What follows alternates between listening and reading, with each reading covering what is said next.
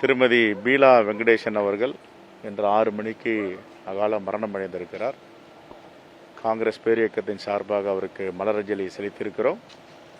அவருடைய தாயார் மேனாள் சட்டமன்ற உறுப்பினர், தூத்துக்குடி மாவட்டத்தில் சாத்தாங்குளம் தொகுதியில் ஒரு சட்டமன்ற உறுப்பினராக இருந்தவர்.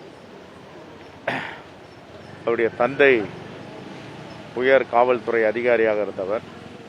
கொரோனா பெருந்தொற்று காலத்தில் தமிழ் சமூகத்திற்கு, குறிப்பாக தமிழ்நாட்டிற்கு அவர் மக்கள் நல்வாழ்வுத்துறை செயலாளராக, ஹெல்த் செக்ரட்டரியாக இருக்கும் பொழுது ஒரு மிகப்பெரிய பணியை கொடையாக அவர் தமிழ்நாட்டு மக்கள் கொடுத்திருக்கிறார்.